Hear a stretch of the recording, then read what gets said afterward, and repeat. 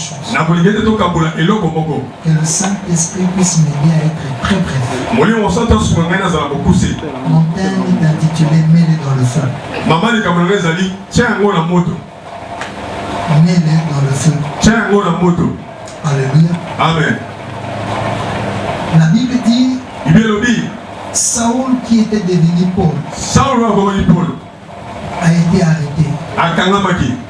Il fallait qu'on amène quelque part. Et pour aller quelque part, il fallait passer par le voyage au bord de la mer. Mais il les a dit, ne partons pas par le chemin de la Crète. Il y a un danger. Les gens ne l'ont pas cru.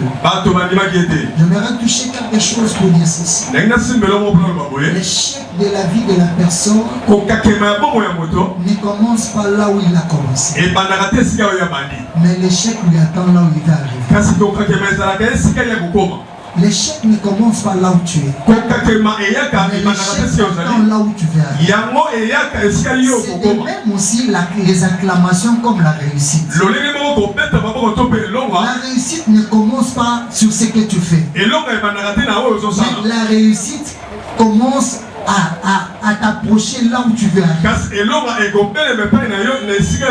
Voilà pourquoi je confirme ces passages de l'Écriture qui dit vaut mieux la fin d'une chose que son commencement. Il y a beaucoup de gens qui ont espéré que comme ils ont commencé, ça va aller de mieux. Mais ils ont mal fini. Il y a aussi des gens qui ont mal commencé, mais qui ont bien fait. Est-ce que je parle à quelqu'un? Je parle à quelqu'un. Mon défaut, je ne prêche pas tout le monde. Je prêche seulement une seule personne. Alléluia. Amen. Voilà pourquoi je n'ai même pas besoin que tu dises à ton voisin. J'aimerais que toi, que ce soit entre moi. La Bible dit, il les a dit. Mais ils n'ont pas écouté. Ils sont partis par le même chemin. Vous savez, des fois, quand l'homme de Dieu nous dit certaines choses au niveau de la chair, nous pensons qu'il est devenu notre ami. Il y a un mal que les chrétiens ont souvent, ce n'est pas exécuter ce que les hommes de Dieu leur disent. Je venais de parler de quelque chose là-bas à l'église. J'ai dit Dieu n'avait pas besoin d'Isaac. Si c'était pour Isaac, Dieu ne devait pas dire Abraham va à la montagne. Mais Dieu avait besoin de l'obéissance d'Abraham. Dieu n'avait pas besoin d'Isaac. Voilà pourquoi le jour où Abraham fait lever le couteau, Dieu lui dit arrête. C'est pour lui que je n'ai pas de... Mais Dieu va dire à Abraham, maintenant, je vis ton obéissance. Je dis comment tu crains Dieu. Vous savez, le plus grand problème de Dieu avec les hommes, ce n'est pas ce que nous donnons à Dieu qui fait la joie de Dieu. Mais l'obéissance, nous savons vis-à-vis de la voix de Dieu. C'est ce qui fait la joie de Dieu. Voilà pourquoi Samuel va confirmer, dit que l'obéissance vaut mieux que le sacrifice. Est-ce que je parle à quelqu'un? Dieu n'a pas besoin de ton Isaac, n'appelle ça Isaac. Ce n'est pas ça que Dieu veut. Et quand Abraham est sorti pour aller offrir Isaac, pour ces parenthèses, après 3 jours de marche, Abraham dit au serviteur, la montagne c'est ça. Lorsqu'il présente la montagne, c'était plus que quelqu'un lui a dit voilà la montagne. Mais c'était un problème de conviction. La vie chrétienne est basée sur les principes. Le principe de l'entendement et le principe de la conviction. Voilà pourquoi la Bible dit que tout ce qui n'est pas fruit de la conviction devient un péché. Lorsqu'il était convaincu que c'est ici, c'est là où aussi Dieu a commencé à prévoir les choses qui devaient l'attendre. Je suis sûr et certain que comme tu es convaincu que Dieu est ici, c'est que toi tu ne mourras pas. Tu vivras. Tu raconteras les œuvres de l'Éternel. Quelqu'un peut me dire amen. Je peux continuer ce que j'ai dit. La Bible dit l'apôtre Paul. Accepté quand il les a parlé, ils n'ont pas cru. Ils sont partis. Mais là où ils sont partis, la Bible dit qu'il y a quelque chose qui s'est produit. Ceux qui ont voyagé par la voie fluviale peuvent comprendre avec moi qu'on appelle ça le mauvais temps. L'apôtre Paul dit que nous n'avons pas vu le soleil. Mais encore la lune, les étoiles. Tout était devenu sombre. Mais pendant que tout le monde pleurait déjà leurs marchandises parce qu'il fallait jeter les marchandises. Un ange est venu voir celui qui était prisonnier. Celui qui voyageait pas avec une marchandise. Il est parti en prisonnier. Mais ceux qui avaient des marchandises étaient des hommes libres. Au lieu que l'ange de Dieu vienne voir les hommes libres, il est venu voir les prisonniers pour lui certifier. N'aie pas peur. Laisse-moi te dire, les conditions que l'homme de Dieu peut vivre, cela n'empêche pas l'alliance de Dieu sur sa vie. Les conditions que l'homme de Dieu peut passer, cela n'empêche pas l'ange de Dieu pour le voir. J'ai vu Pierre en prison avec des chaînes, mais un ange a quitté le ciel. J'aimerais dire à quelqu'un, un problème, c'est d'observer, c'est d'écouter. L'ange est venu fortifier le messager de Dieu. La Bible dit Paul s'éleva au milieu de tout le peuple. Écoutez-moi. Et l'ami d'aujourd'hui, l'ange, il y a le Dieu dont j'appartiens. Aide-moi un peu. Demande pas à ton voisin. Tu appartiens à qui? Souvent on dit tout nos voisins aux alakayana le pays non stop. Le Dieu à qui j'appartiens. Si tu appartiens à Dieu, écoute-moi, je vais te dire ceci. Les mauvais temps, les tempêtes ne vont pas t'affliger. Je parle à quelqu'un. Si réellement tu es de Dieu, si réellement tu appartiens à Dieu, tu n'auras pas peur du temps que tu passes. Si réellement tu es de Dieu, tu n'auras pas peur de la vie que tu vis.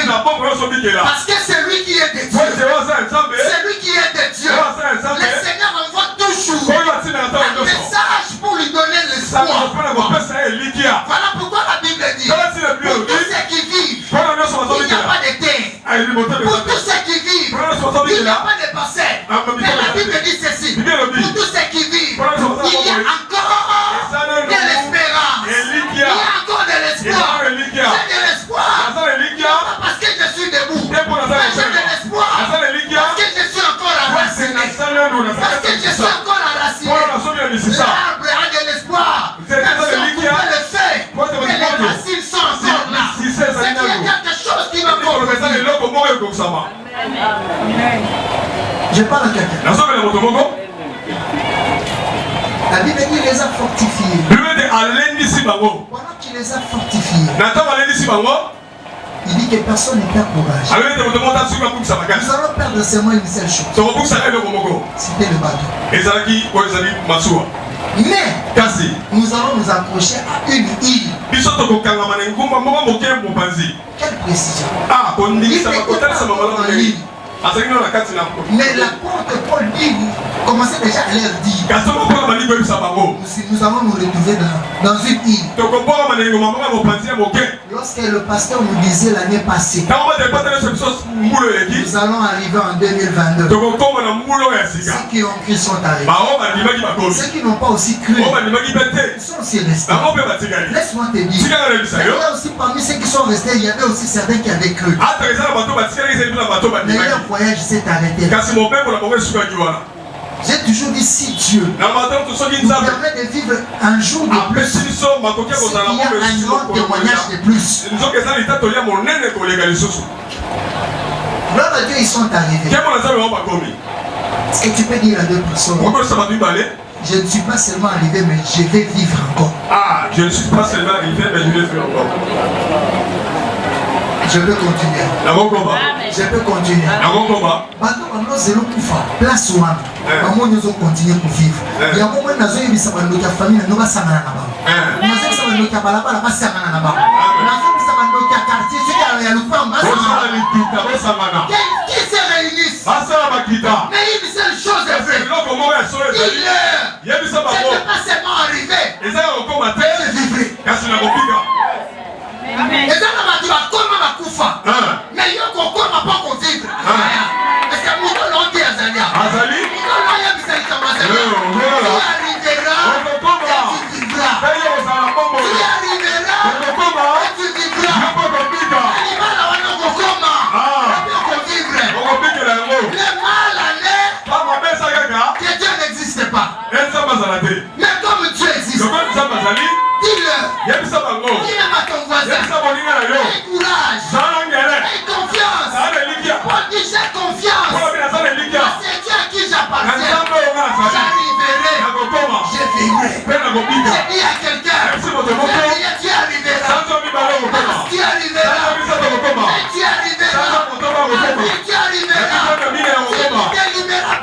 Tu ne vas pas te limiter, c'est là où tu vas arriver. Mais tu vivras. C'est lui qui vit. Goûte du bienfait de la nature. Amen. Amen. Alléluia. Amen. Ils sont arrivés.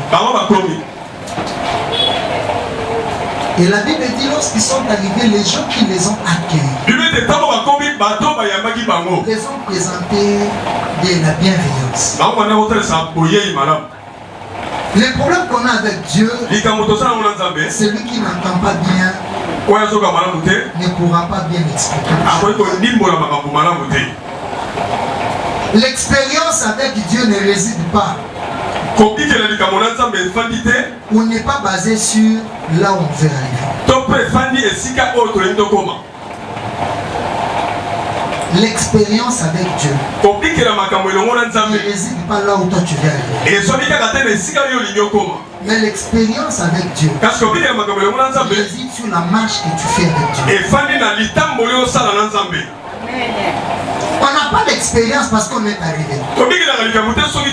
Mais on a l'expérience parce qu'on a marché. Ce qu'on apprend dans la marche. Ce qu'on apprend dans la marche. C'est l'expérience que nous vivons avec Dieu. Il y a beaucoup de chrétiens qui n'ont pas d'expérience avec Dieu parce qu'ils n'aiment pas marcher avec Dieu. Cette année, je te conseille quelque chose. Marche avec Dieu. Tu auras l'expérience. Vous savez, la personne qui a l'expérience avec Dieu, il sait qu'il y aura encore une deuxième répétition. Tirons l'exemple. David dit à Saoul, quand j'étais là-bas dans la forêt, j'ai tué les lions, j'ai tué l'os. C'est une expérience. Même Goliath, je vais le tuer.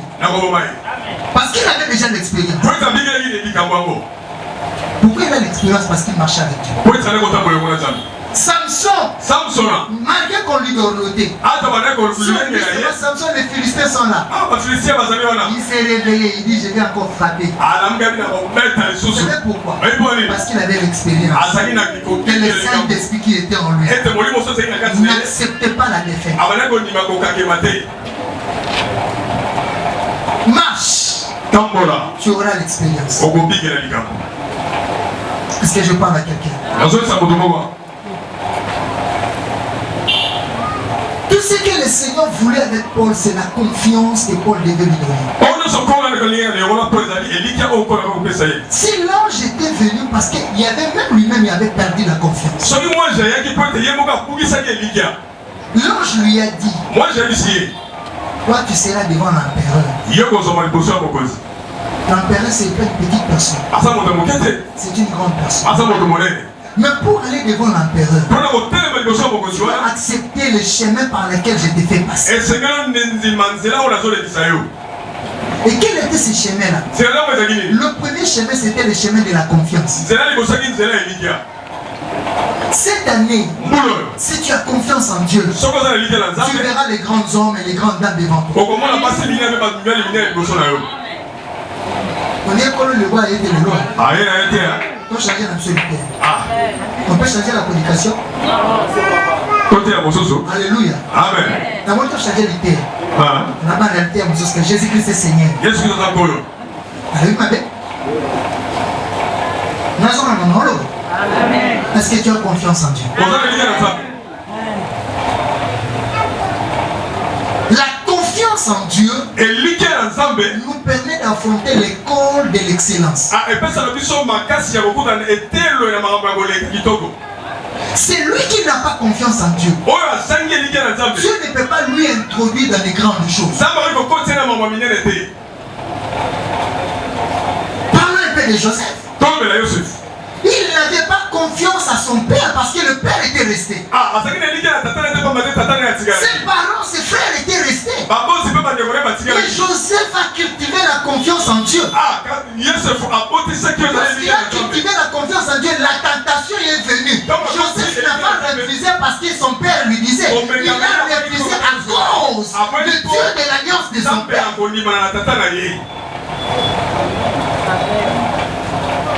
C'est ce qui a amené Joseph à aller dans la maison du Pharaon. C'est lui qui manque la confiance en Dieu, ne peut pas accéder ou bien aspirer à des grandes choses. Laisse-moi te dire en passant, la confiance en Dieu donne naissance à des disciplines personnelles. On ne peut pas dire qu'on a confiance en Dieu, on veut faire comme tout le monde. Non. David avait confiance en Dieu, il n'a pas combattu comme tout le monde. J'ai parcouru la Bible pour voir les gens qui ont confiance en Dieu, ils n'ont pas agi comme tout le monde. Abraham, on lui dit, va-t'en, quitte la maison de ton père vers le pays que je t'ai montré. Il a mis confiance en Dieu. Voilà pourquoi quand tout le monde le disait, avec leurs enfants, Abraham n'a pas hésité même pour donner Isaac.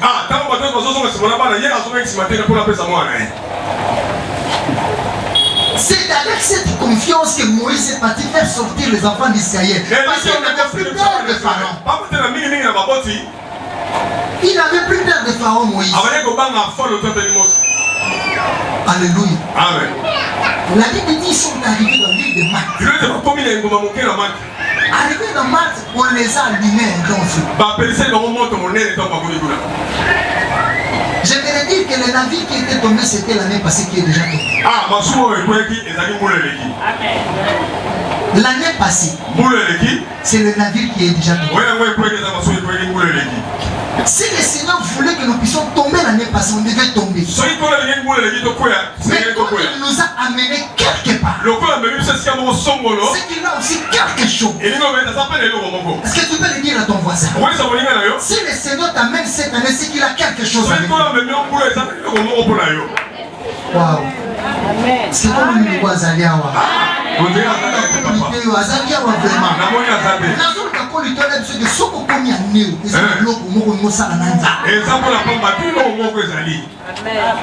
Là où il était arrivé, on les a accueillis. Je vais te poser la question. Et nous, et vous, qui ont accueilli les autres?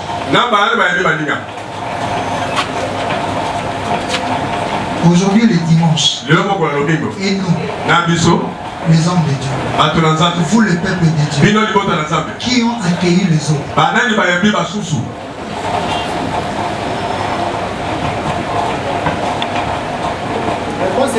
Et il y a des athées.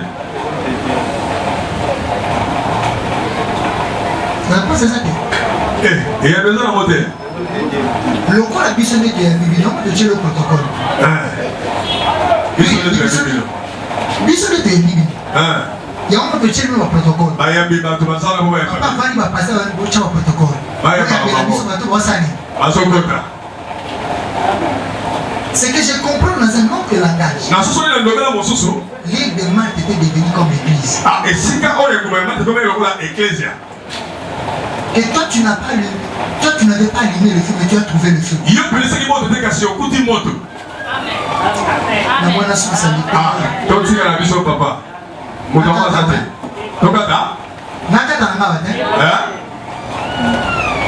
À l'église, toi tu n'amènes pas le feu, tu dois trouver le feu. Si quelqu'un commence à amener le feu à l'église, c'est qu'il amène un Dieu étranger. Amen. Est-ce que je parle à quelqu'un? Je dis ceci, je recommence. Si quelqu'un amène le feu de l'extérieur, il amène ça à l'église, c'est qu'il amène un Dieu étranger. Là on vous reçoit, tu dois déjà trouver le feu. C'était le principe qui était même dans les tabernacles. La Bible dit ceci. Le feu doit continuellement être allumé. Pourquoi? Parce qu'il y a des gens qui viendront dans les tabernacles amenant leurs offrandes. J'ai péché, j'ai fait ceci. Comme il y a le feu, on doit brûler.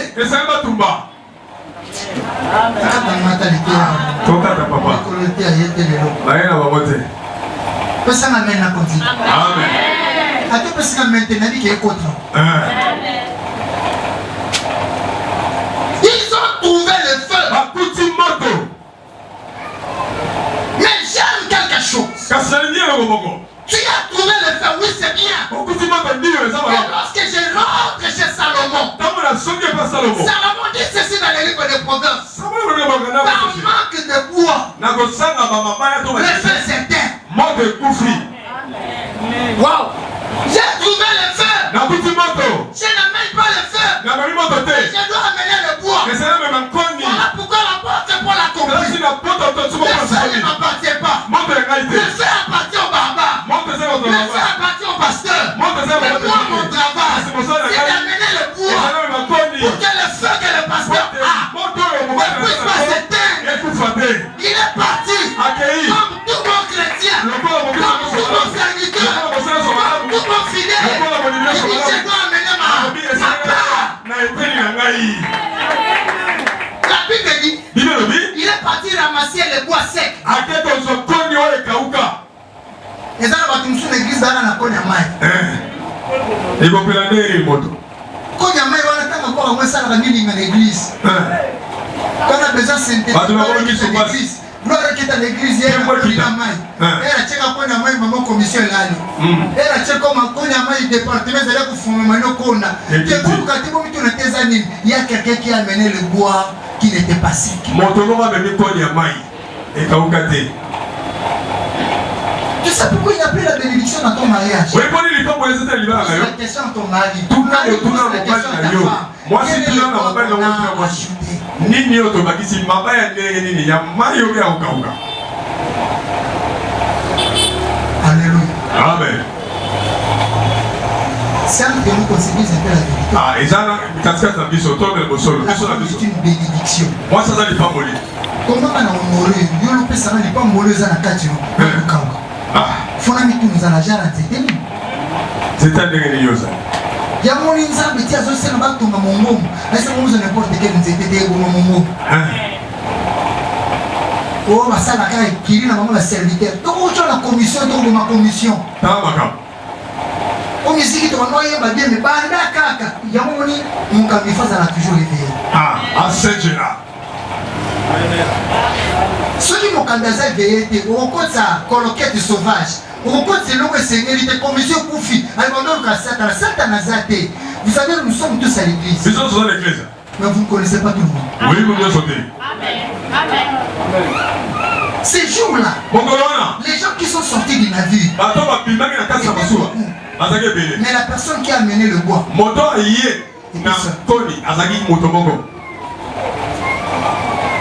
la Bible dit, l'apôtre Paul, il a pris le bois. Pendant qu'il ramassait le bois, il n'a pas vu la vipère. Parce que s'il avait vu la vipère, il aurait pu le tuer. Mais ce qui m'a étonné, c'est que j'ai aimé dans la Bible. Dans la version Louis II, il a ramassé un tas de broussailles. C'est entre nous. Akati nzete mazui matiti.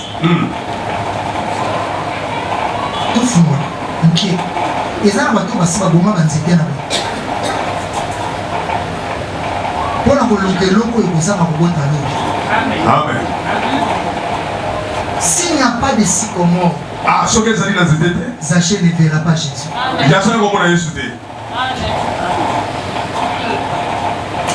Est-ce qu'il a ôté un tout le monde? Attends, je n'ai pas qui le supporter malheureux. Ah, il m'a dit, papa.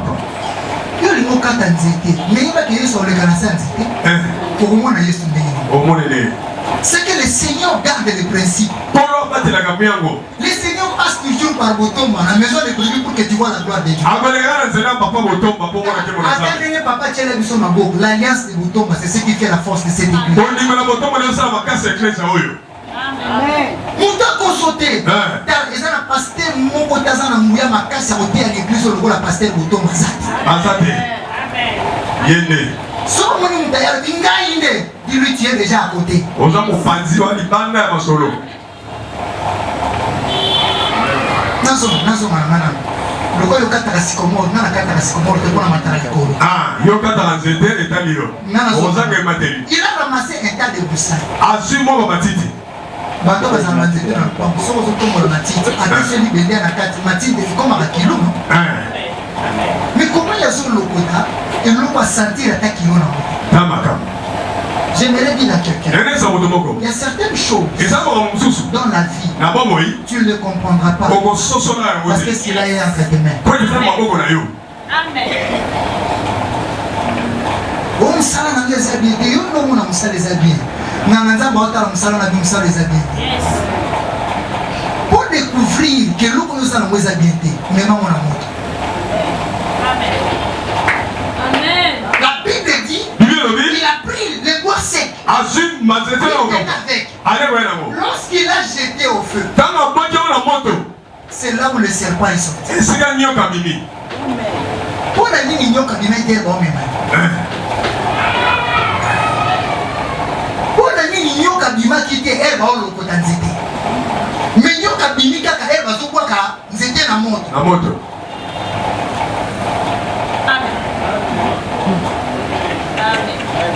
C'est là où j'aime le roi Salomon. Salomon dit ceci. Quand on plaît, jette ça. Il n'a pas dit sème ça.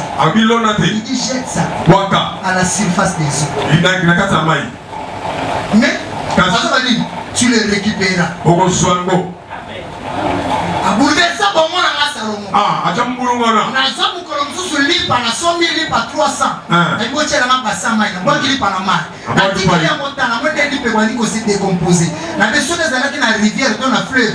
Oui, sinon, elle a déjà la scène. Elle n'a pas collé à vous. Si on a récupéré mon nénénine, il faut comprendre que l'hypothèse au bois, et ça, la mouton a lié à mon assez. C'est que mouton a lié à mon assez. Il y a encore la récupération et à l'hypothèse au canon. Amen. Mouton a lié à mon assez. Amen. Nana ça la pêche la pambo. Nana ça l'oba. Nana ça merci papa. Moi je ça la pêche la pambo. Pour 1960. Et le pambo de là c'est mon ami français. Pêche la pambo ça vous allez expliquer.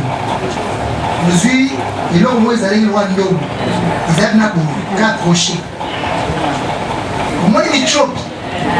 Michope masala bemana kwa masalita leo wasaliti hizo tusana uzili nzanze choma michope na ukrojete michope sikona singa pambu ano chemwa etenya na go oke na mai ulwati pambu misi awolanda pambu soka le pambu na lukoso mbala moko crochet ça ni ekanye kotala ngai na 1980. Alléluia. Amen. La Bible dit, il a pris le bois, il a jeté. Lorsqu'il a jeté, le vipère a senti. C'est qu'aussi longtemps qu'il gardait le bois, le vipère ne sentait rien. Aussi longtemps que tu gardes ça, la personne qui cherche ta mort à l'intérieur ne sentira rien.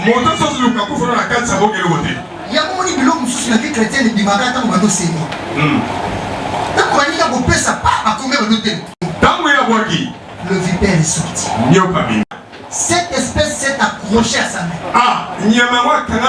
C'est pour lui dire Nayela Guinéo. Bitumba les ayo. Ce que ça qui est normal. Anaza na mabele. On a la yeux l'eau. Les gens vont dans papier mouchoir. La boîte. On met l'eau pour être du malacate. On les qui va na mabele. Ils ont bien. C'est que l'eau pour aller il est négatif. Est-ce que je parle à quelqu'un? Lorsque la vipère est retournée chez Paul, les gens qui étaient avec lui ont commencé à comprendre. Pasteur, alors il a besoin qu'on a confiance. Mais il y a mon conduire à assassin. C'est entre nous. On se dit un peu la paix. Est-ce que Paul n'était pas assassin? Il fut assassin. Il a tué combien de chrétiens? Paul était assassin. Quand je suis souviens, mon père Paul,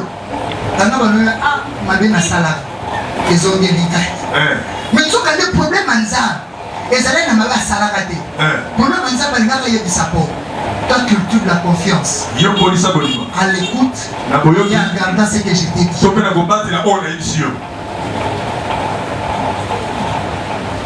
Lorsque la vipère s'est accrochée à sa main, les gens ont commencé à parler. Les gens ont commencé à parler. Mais s'il y a quelque chose que les gens n'ont pas fait, de savoir qui était en Paul.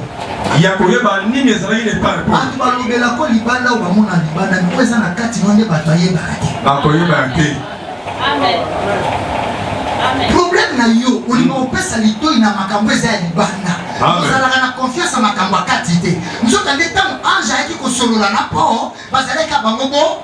Ibale. Na on va Paul mon atoma de l'on a c'est des gardes de confiance. Est-ce que Paul mon azali on a c'est garde de confiance. Paul na atoma de garde de confiance. Et affecté des makambo yoyoka. Il va changer position à cause de makambo batmaïb saba. Ma vie chrétienne va te mêler péba à cause de batu. N'attends le canza mais pour la batute. Et les graves yo sala na vie. On comment on sait le canza mais pour la batu. On comment le camongo canza mais pour la batu. On manie la lingaki nzamba salira. Yondo lingaki. Et ça n'est nzamba lingaki te. Mon frère on a comment décourager nga. C'est qu'un frère on a sala makambo na. Tant que tu libaya neze ya kopola. Et ça ya mal. Et ça kala on sala ko décourager yo. Mais yo sala libaya ko kauka. La place ta neza na moko. Si tu n'aimes pas la prière, tu ne pourras pas faire sortir ce qui est caché. Quand tu as la prière, il y a une prière. Si vous avez comment vous avez ça les gens me boyo lingarate. On a encore plus sans explication. On est pas tama. On est pas mon nengé. Nene. Nazor loko. Mais toi on a 4 loko mano loko. On sala na musala. Mais tika na bisa mutu na makambo yo sala. Les ans loko batana na kati. C'est bon mami.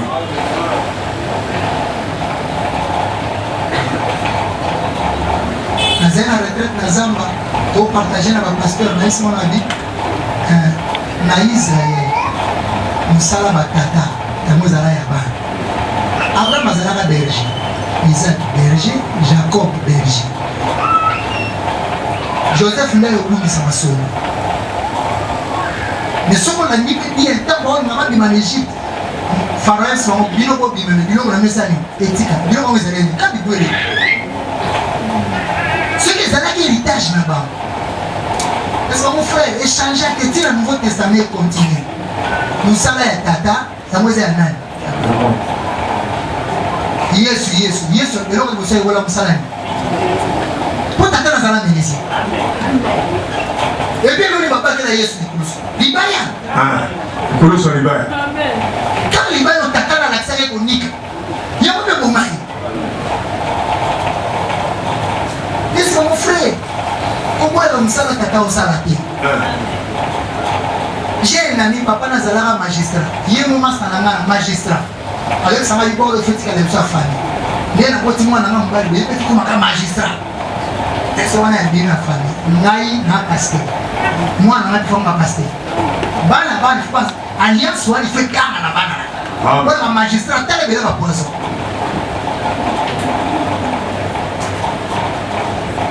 Nous sommes tellement poisson. Nous sommes ceux qui n'attendent pas la Bible.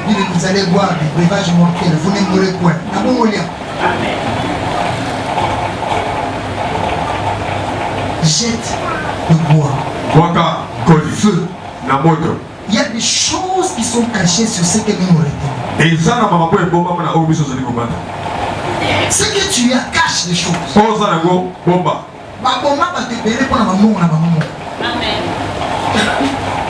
ou faux? Moi, il y a Yomoko. Bakotolo na butu, Kabomiyo. Moi, il y a Yomoko. Renga butu et salami, Fotoliaï. Moi, je vais bénéficier. Babomi, t'attends bien. Parce que papa Zalaki n'a reçu. Nous avons papa Belaki a confié. Nous allons malades non pas normal. Nous avons besoin de recours à la levée et comme il est là. Nous sommes pour ça que papa te Zalibaya. Les gens étaient des Zaliba. Tu vois mon amour. J'ai fini ma prédication. La vipère est sortie. La vipère l'a retenue. C'était ton combat. Mais ce que j'aime en Dieu, Dieu ne nous laisse pas dans le combat. Dieu finit les combats qui nous arrivent. Pendant que les gens parlaient, l'apôtre Paul attendait quelque chose. Qu'est-ce qu'il attendait? C'était dans son corps. Il y avait quelque chose qui neutralisait déjà le serpent. J'aimerais dire à quelqu'un, il y a en toi quelque chose. Lorsque tu comprendras, c'est qui va neutraliser les combats qui t'arrivent chaque jour. Il a secoué seulement la main. La vipère est tombée dans le feu. Les gens ont changé de langage. Que le Seigneur vous bénisse.